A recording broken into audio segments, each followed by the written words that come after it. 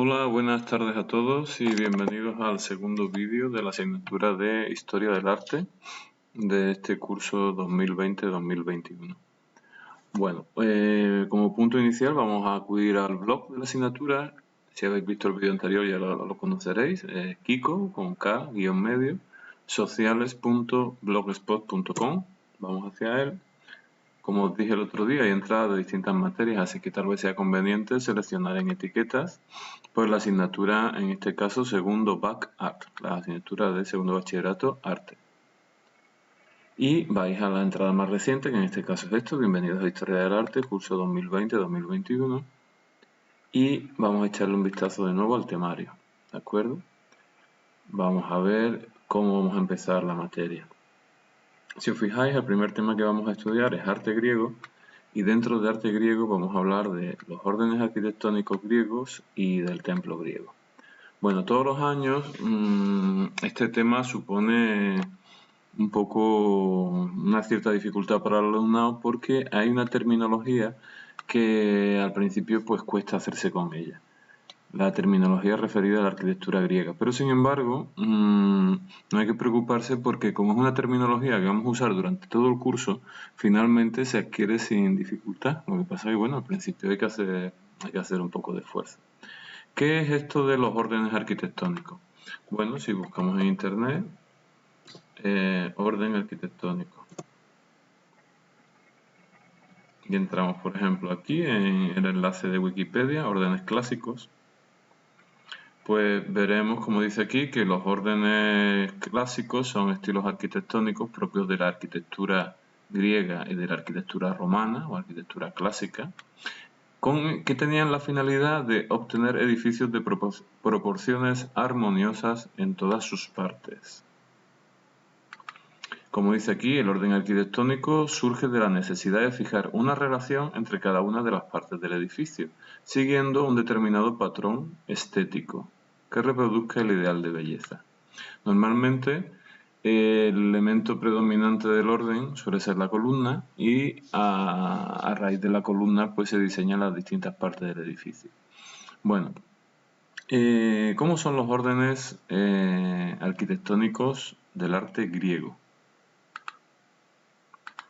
Si vemos esta imagen, que como veis aquí está dentro del tema de arte griego, el archivo Arquitectura griega, pues veremos que los edificios dóricos, por ejemplo, tienen una serie de partes características. Deberíamos aprender de la parte, siguiendo un orden, de la parte inferior a la parte superior del edificio. Si os fijáis, normalmente el templo griego se eleva sobre una serie de escalones. Estos escalones reciben el nombre de estereobato, los escalones en la parte inferior, y el último escalón recibe el nombre de estilobato. En el orden dórico, el fuste se asienta directamente sobre el estilobato. No existe basa, no existe una serie de molduras entre el fuste y el estilobato. Así que una de las características del orden dórico será la ausencia de basa. El fuste, como vemos aquí, normalmente es un fuste estriado, tiene estrías, y la parte superior de la columna está formada por el capitel, que como vemos aquí tiene dos partes. El equino, que es una pieza semicircular que está en la parte inferior, y el ábaco, que es un paralelepípedo que está en la parte superior. Una columna tiene tres partes, como podemos ver aquí a la derecha en el orden jónico. Normalmente la columna tiene la parte superior, que se denomina capitel, el fuste, que tiene un cuerpo fundamentalmente cilíndrico, y la basa. En este caso, en el orden dórico, tenemos ausencia de basa, no hay basa. El fuste es un fuste estriado y un capitel muy característico del dórico formado por una pieza inferior semicircular, el equino, y un paralelepípedo denominado ábaco.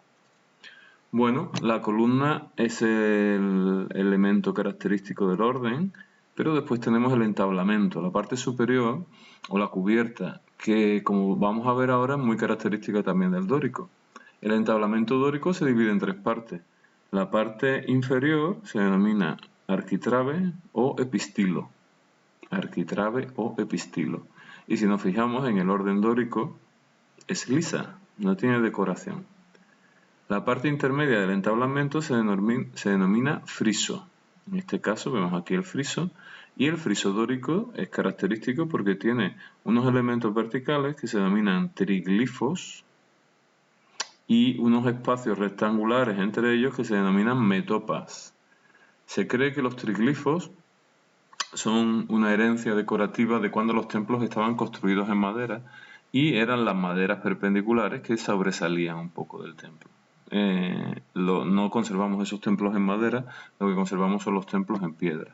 Así que bueno, el friso tiene triglifos y metopas. Y por último, como vemos aquí, el entablamento tiene una última parte que se llama cornisa, que está formada por una parte horizontal que se denomina geisón, una parte inclinada que se denomina cima y el espacio triangular que se abre se denomina frontón.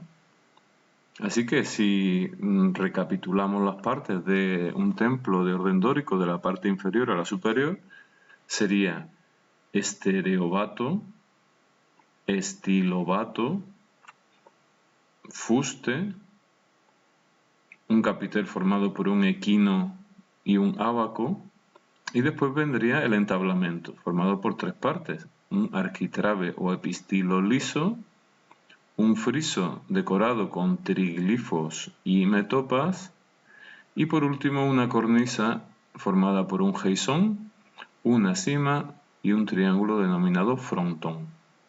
Bueno, eso sería los elementos de un edificio de orden dórico. Si nos fijamos, la misma terminología nos va a servir para el orden jónico. Los escalones inferiores se denominan estereobato y el último estilobato, exactamente igual. Una diferencia del orden jónico es que aparece una serie de molduras en la parte inferior del fuste que se denominan basa. Así que el orden jónico presenta basa. El fuste está estriado o acanalado y como podemos apreciar, el capitel del orden jónico es muy característico porque presenta estas espirales que se denominan volutas y como veremos los griegos atribuían que se asemejaban a los rizos del cabello de una mujer y después tienen las volutas tienen un ábaco como vemos aquí mucho más estrecho que el ábaco del orden dórico y aquí una decoración con lo que se denominan ovas porque parecen prácticamente como si fueran huevos, así que se denominan ovas con V. Bueno, pues entonces tenemos la columna jónica y sobre ella tenemos un entablamento. La parte inferior se denomina exactamente igual, arquitrabe o epistilo. Esta se denomina arquitrabe o epistilo. ¿Cuál es la diferencia? Pues que el arquitrabe o epistilo dórico es liso y el arquitrabe o epistilo jónico está dividido en tres bandas horizontales. ¿De acuerdo? El friso dórico está dividido en triglifos y metopas, mientras que el friso jónico es un friso corrido, un friso que no tiene decoración. Y después tenemos la cornisa, que es exactamente igual, un geisón, una cima y el tímpano que está en la parte, en el frontón, ¿de acuerdo? Bueno, vamos a ver algunos ejemplos, por ejemplo, vamos a ver, vamos a reducir un poco la imagen. Y si vemos esta imagen de aquí, claro, yo pregunto, bueno, ¿de qué orden es este templo? Y viendo la imagen, yo creo que es bastante fácil deducir que es un templo de orden dórico. ¿Por qué? Pues porque no tenemos basa y tenemos un capitel muy característico formado por un equino semicircular y un ábaco en forma de paralelepípedo. Es evidente que es un orden, el Heraión de Olimpia es un templo de orden dórico. Si ponemos esta imagen, bueno, vamos a buscar mejor otra imagen. Bueno, esta nos puede servir. ¿De qué orden es el tesoro de los atenienses? Pues viendo este capitel, es evidente que es un capitel dórico, un equino semicircular y un ábaco en forma de paralelepípedo. Pero hay otros elementos que me lo indican claramente. Un arquitrabe liso y un friso dividido en triglifos y metopas. Las metopas, como vemos aquí, presentan decoración en relieve. Así que el tesoro de los atenienses es un templo de orden dórico.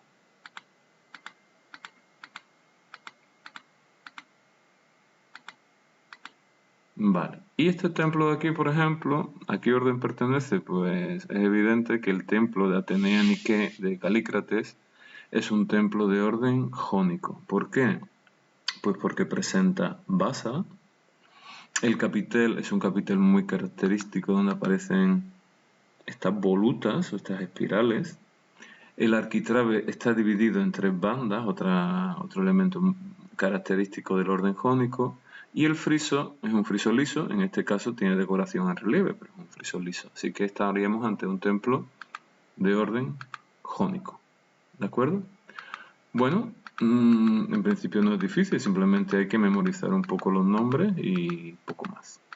Bueno, hay 3 órdenes, el dórico, el jónico, nos queda uno, el corintio. ¿Por qué se caracteriza el orden corintio? Pues es bastante fácil, porque el orden corintio, si nos fijamos aquí, básicamente va a reproducir los elementos del orden jónico y solamente añade un capitel característico formado, como vemos aquí, por unas hojas, que son hojas de una planta que se llaman hojas de acanto. Son estas hojas de aquí y tenemos también unas muy pequeñas volutas en la parte superior, los ángulos, ¿de acuerdo? Así que es un capitel mucho más decorativo, más recargado y más tardío. Ya hablaremos de su cronología en clase. Es un capitel un poco más tardío que el dórico y más tardío que el jónico en su aparición. Pero básicamente los elementos arquitectónicos del orden corintio son los del jónico. ¿De acuerdo? Bueno, hay que aprenderse más términos, que es como os decía, es uno de los inconvenientes de la arquitectura griega, que hay una terminología que hay que emplear. Aparte del orden de los edificios, normalmente, dependiendo de cómo sean los templos, pues empleamos una serie de términos que pueden ser un poco confusos. Vamos a ver, normalmente el templo griego es un templo de planta rectangular, ¿de acuerdo? Es la planta que predomina en el edificio. Y dentro de esa planta rectangular, el templo puede estar, como vemos aquí, puede tener solamente 2 columnas en la parte frontal y decimos que es un templo, diríamos que es un templo dístilo, con 2 columnas. Aunque este tipo de templo con una cela o nao, es decir, solo con la habitación del dios y simplemente unos muros que sobresalen con 2 columnas delante, esta es una estructura típica que se denomina inantis. ¿De acuerdo? Sería un templo dístilo, pero este tipo de templo se denomina inantis. Dependiendo del número de columnas que tengan en su frente, pues diremos que es un templo dístilo si tiene 2 columnas. Si tiene 4 columnas, diremos que es un templo tetrástilo. Si tiene 6 columnas, diremos que es un templo hexástilo. Si tiene 8, octástilo. Si tiene 10, decástilo, etc. Bueno, si nos fijamos aquí, este templo tiene 1, 2, 3, 4, así que diremos que es un templo tetrástilo. Este templo de aquí tiene 1, 2, 3, 4, 5, 6, 7, parece que tiene números impares, aunque no es habitual que encontremos templos de números impares. Por ejemplo, este tiene 2, 4, 6, sería un templo hexástilo, ¿de acuerdo? Así que sería un templo de planta rectangular, en este caso tetrástilo. Si nos fijamos, por ejemplo, en el número 5, el templo puede estar abierto en su parte frontal, hacia el exterior, y como vemos aquí puede estar abierto en la parte trasera. Cuando vemos que presenta un frente en la parte delantera y un frente trasero, decimos que es un templo anfipróstilo. Pero en el caso del número 2, que solamente presenta columnas en su parte delantera, decimos que es un templo próstilo. Bueno, seguimos.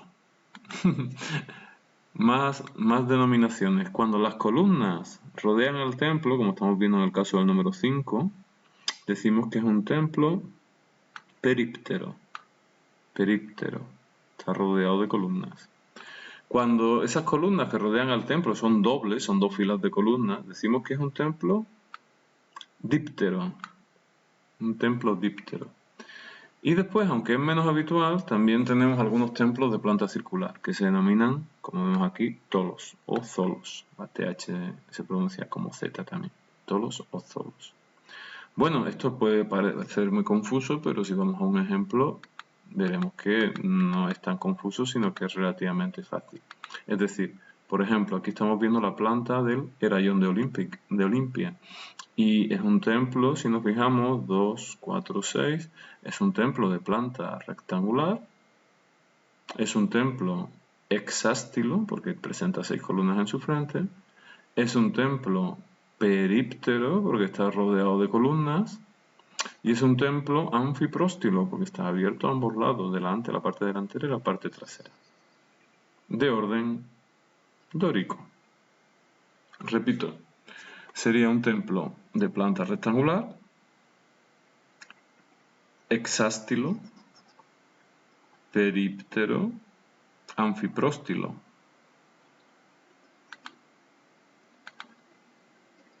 Bueno, aquí tenemos una reconstrucción de la Artemisión de Éfeso. Es un templo que está desaparecido, no lo conservamos, pero no conservamos sus restos, pero tenemos fuentes literarias que nos hablan de cómo era. Y nos dicen que era un templo 2, 4, 6, 8, un templo octástilo, díptero, porque presenta 2 filas de columnas a su alrededor, anfipróstilo, de planta rectangular, y de orden jónico.